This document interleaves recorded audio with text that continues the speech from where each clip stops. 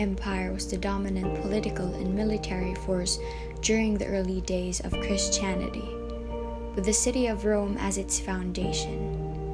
The first challenge to a newly born Christian church came from the adherents of the Jewish religion from which it sprang. It is the Roman oppression of Christians in the first centuries prior to the era of Constantine that has become the symbol of persecution. But the Roman state's official position was generally to ignore Christians unless they clearly challenged imperial authority. Accounts of persecution against Christians can be found in the New Testament of the Christian Bible.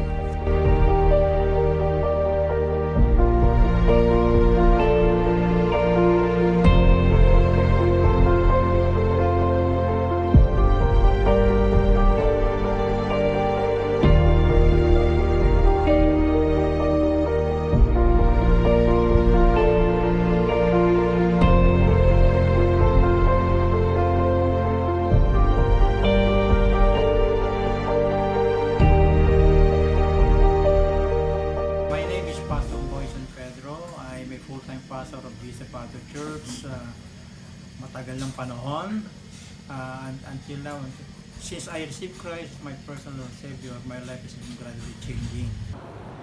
I am Nikagata. I'm teaching religious education, especially theology 103, about the church, sacraments, and its mission. Hi, I'm Marie Solis from BS Psychology 2B from San Beda.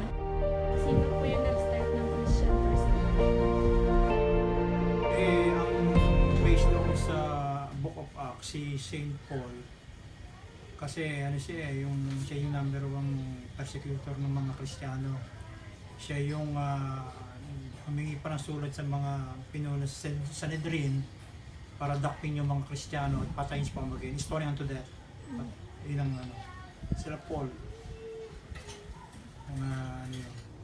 This question is very much important to me because I am also teaching theology 103 about the church. We know very well that the founder of the church, founded by Jesus Christ through his apostle Peter as the leader, even before the starting of this church, Jesus himself was persecuted by the Romans and by the Jew. And then the official persecution started with Emperor Nero. To the history, according to our history, church history, that there are 10 persecutions. So I think that's only the answer for that question number one. What I learned from my past theology subject was the Roman Emperor Nero was the emperor who wanted the Christian to be persecuted. What do you think is the reason why Christians are persecuted during the rule of Jews or Romans? The reasons why Christians were persecuted during the Roman Empire, it is because Christianity were seen as new religion. So we know that the mother religion of Christianity is Judaism. Now, for the Romans, we understand that their belief is not same with Christian who believe on Jesus Christ. Honestly, their belief centers on the many gods, their polytheism. Now, why? First reason, they see Christianity as a pagan religion, and for them, this is a new religion. This is something that threatens. It is dangerous. It is a threat to the Roman Empire. And second, they consider Christians are impious and atheists according to the perspective of the Romans. I think And what I've read from the internet, Christians were persecuted for several reasons.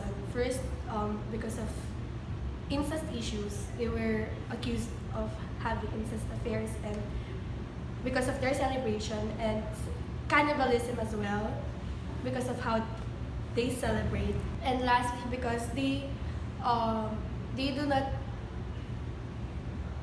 worship, pagans were suspicious because they do not worship Roman gods. Kasi nga pinangaral na si Jesus Christ. Yun ang kanilang pinangaral na namatay na buhay na maguli. So wherever they go, persecute sila. Kasi naging born again si Paul. Dati, siya nagpe-persecute. Dahil sa pagkakala niya, tama yun sa kanyang pagkakaalam, na aral. Then later on, naka-encounter niya si Jesus Christ sa may daan sa Damascus. Nabulag siya, and then later on, naging born again. Since then, naging maangaral na siya ng mabuting balita na kita. Tinuturo niya na si Jesus Christ siya namatay na buhay na maguli. So yung mga Hudyo, even Romans, nagalit sa kanya. Persecution. So, how did the Christians overcome their persecution or won their battle? When Emperor Constantine came in, he had a battle in the bridge, and he won the battle because he felt God's presence through it. So after winning that battle, he allowed Christianity all over Rome and made it the superior or dominant religion in Rome. Hindi naman yung one day battle niya, no? Maraming klaseng pag-persecute yan. Nagtagumpay sila because of Christ Jesus. Without God, wala silang magagawa. So dahil nasa kanila si Kristo, yun ang tumutulong sa kanila, kaya sila nagtatagumpay kahit anong bubog sarado abutin nila doon, tuloy-tuloy sila because of Christ. Kasi without Christ, hindi nila magagawa yan. Sabi sa Philippians 4:13, I can do all things through Christ who strengthens me. So without Christ, wala. So sila nagtagumpay, gawa kay Kristo. Incident po. Okay. When we say winning the battle, I could say that Christians who were winning the battle over the persecution because they did not escape from a persecution, but they faced the persecution. Meaning to say, because of their strong faith, they face execution, they face the martyrdom. Well, we know that in our religion, this is something important to us, and we must hold on to our religion because people who believe, who have that strong belief, they die for their faith. And for them, the blood of the martyrs is the seed of Christianity. So, meaning to say, without the martyrs, without them who sacrificed their own life, so we will not be able to appreciate our religion, our Christianity. Now, the question is, how did the Christians overcome? Of course, they were not afraid to face punishment, execution, but rather they are being joyful and in facing the persecution of those people who really try to stop Christianity. Give 3 words that can best describe the situation of the Christians under the Jews and Romans. First is faith, second is risk, and third is journey. Ang nakikita ko sa kanila, based sa pag-aaral sa Book of Acts, nagpapabricate sila ng mga salita na against kila Pablo. Yun. The words that can describe, primarily first is a goal.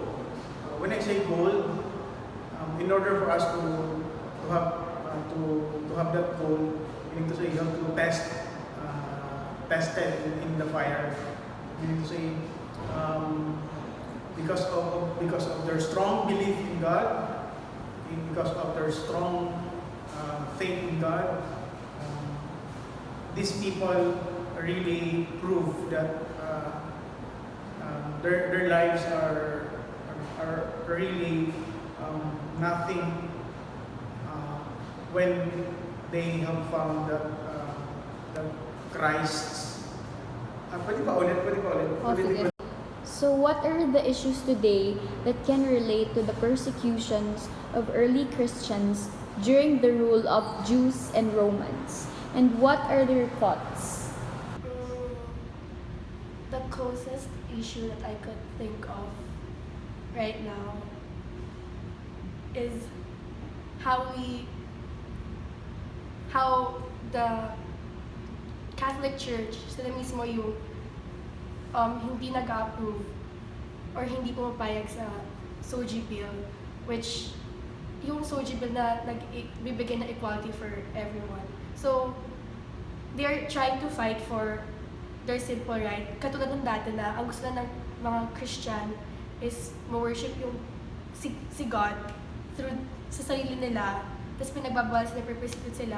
Feeling ko ganun din na nararamdaman ng mga people who are in the LGBT community na bakit hindi sila pwedeng magkaroon ng right kung yun, kung yun yung dapat sa kanila kasi tao sila.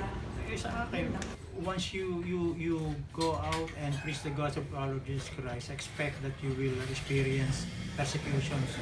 Sigurado yan. Kasi naranasan natin yan. Until now, yeah. For me, the issues today that can relate to the persecutions, the politics, the separation of the church and the state would really one of the issues that we need to consider. Remember the issue of how the government accused the religious people, priests who happens to voice out their opinion, their faith on the issue. Like for example, religious people or even the church were accused by our president that they're discrediting our church people. And for me, nowadays, persecution still happens, doesn't stop.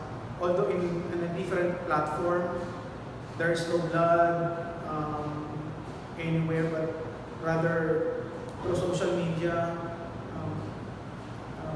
the church people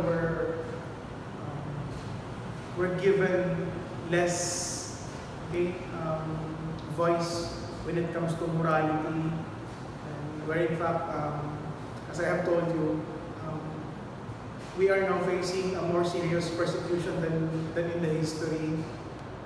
According to Pope Francis, he said that the church without martyrs is not the church of Christ. So we need to say, nowadays there are more martyrs than in the history